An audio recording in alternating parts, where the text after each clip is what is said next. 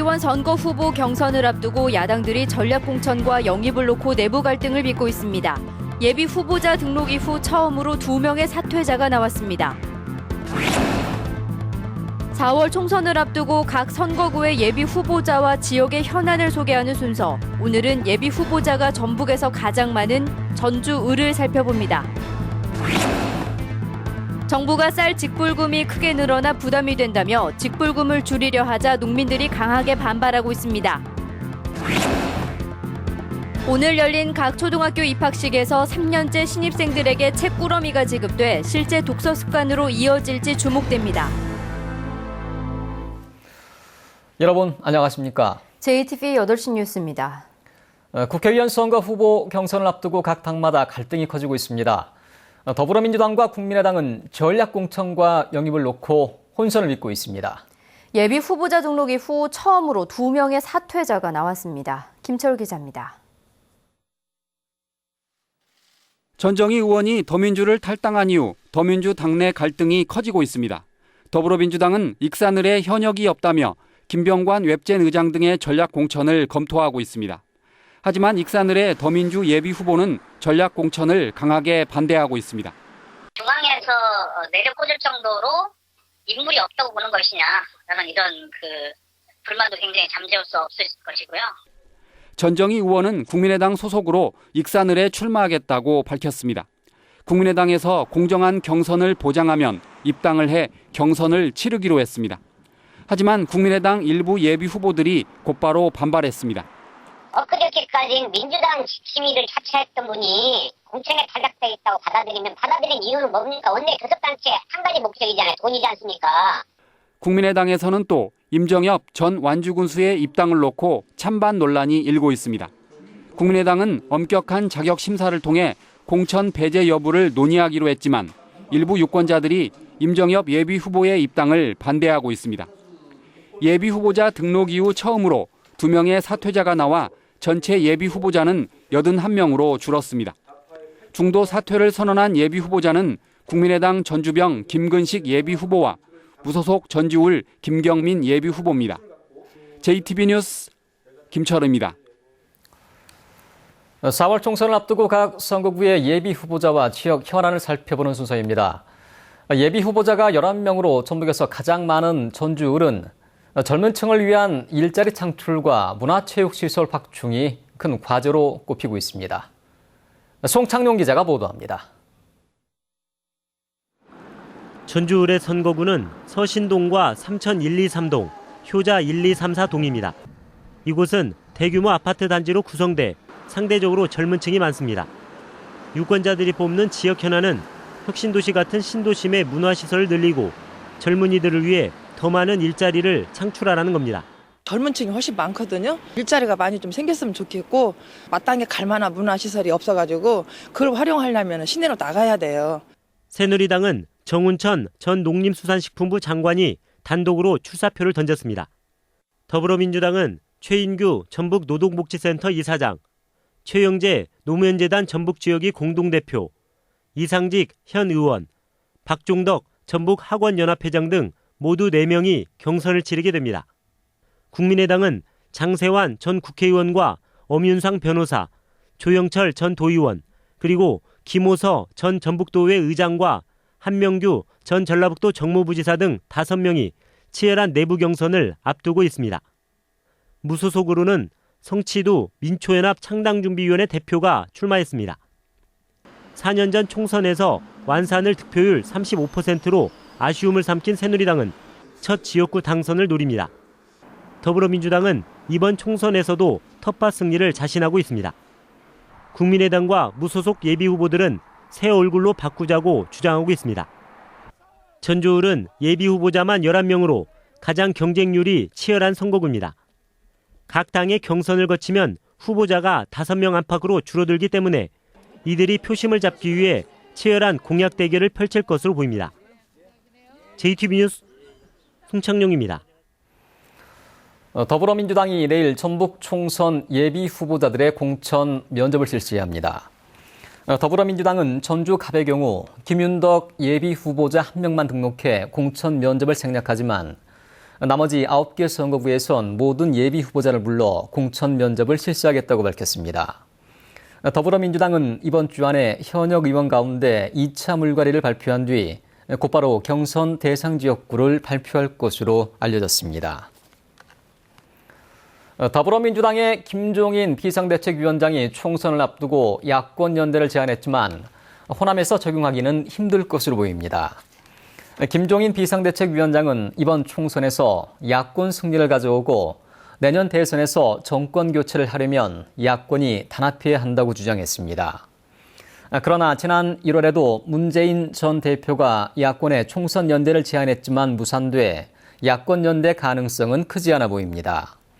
다만 새누리당과 경합할 수도권에서 야권 연대 가능성이 거론되지만 호남은 야권 강세 지역으로 분류돼 야권 연대가 어려울 것으로 예상됩니다.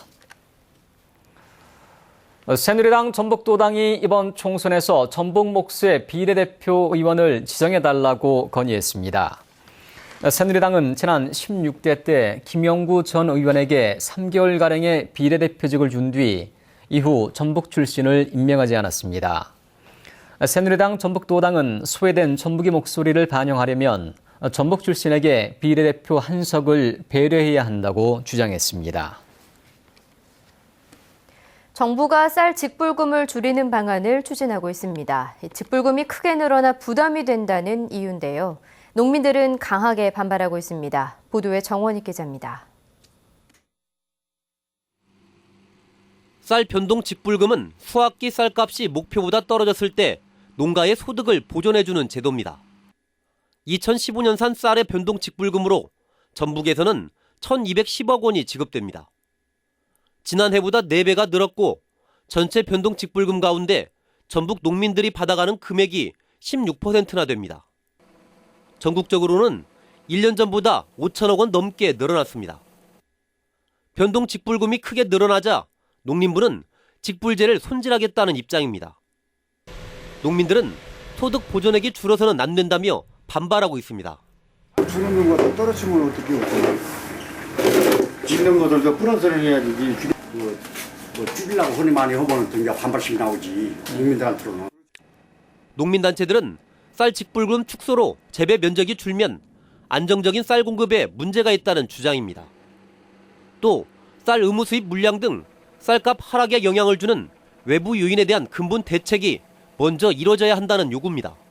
MM의 물량이나 지금 격리된 나락들을 빨리 처분을 해서 그걸 없애고 우리 공급과 수요가 맞는 그런 형상의 농촌을 만들어 줘야지 지금 직불금을 여기다 내린다. 이것은 농촌에 아무 의미가 없습니다.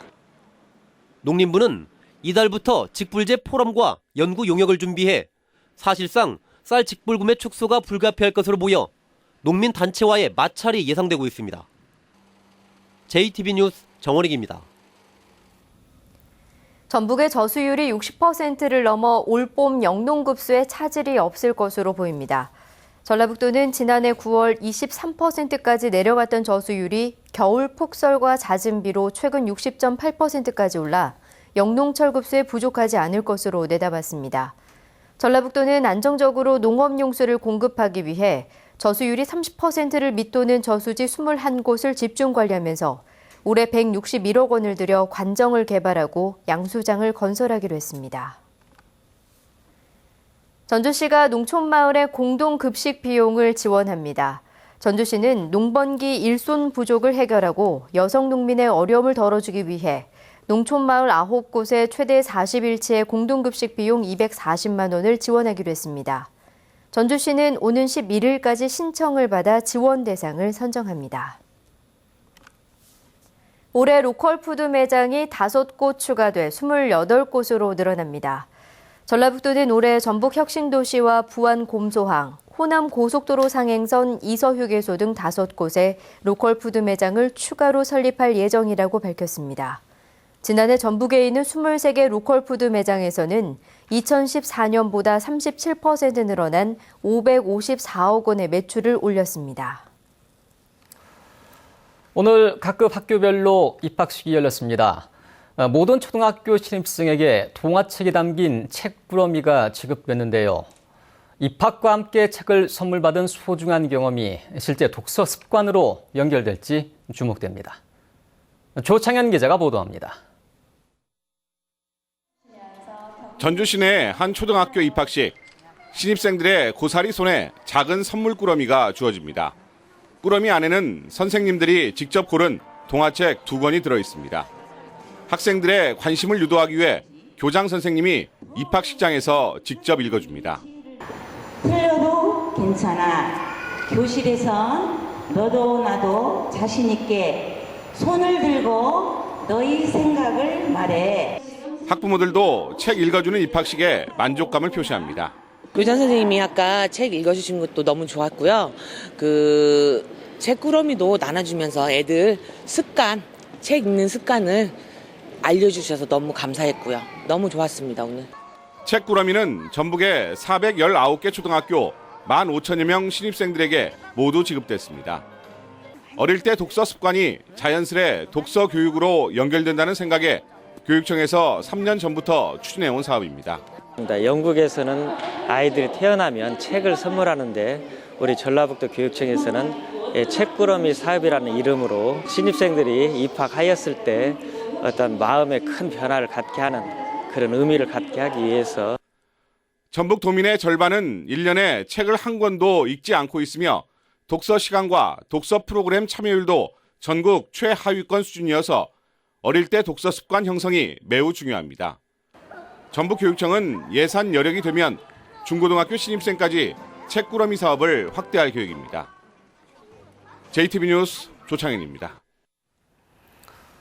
전북교육청이 학교에 복귀하지 않은 전교조 전임자를 직권 면직하라는 교육부 지시를 수용하는 쪽으로 가닥을 잡았습니다. 전북교육청은 전교조 전임자들이 학교에 복귀하지 않으면 근무지 무단 이탈로 직권 면직 사유에 해당한다며 교육부의 직무 이행 명령을 따르지 않을 수 없는 상황이라고 밝혔습니다. 하지만 전교조 사무실에 대한 지원금 회수와 단체 협약 무효화 등의 지시는 따르지 않을 방침입니다. 그동안 국가대표 선수만 받던 스포츠 과학 서비스를 일반 학생 선수와 실업팀 선수도 받게 됩니다. 전라북도 체육회는 문화체육관광부로부터 운영비와 기자재를 지원받아 올해부터 스포츠과학센터를 운영한다고 밝혔습니다. 스포츠과학센터에선 전문가가 선수들의 기초 체력과 전문 체력을 측정해 운동 처방을 하고 처방에 따라 훈련 방법을 개선할 수 있도록 과학적인 프로그램을 지원합니다.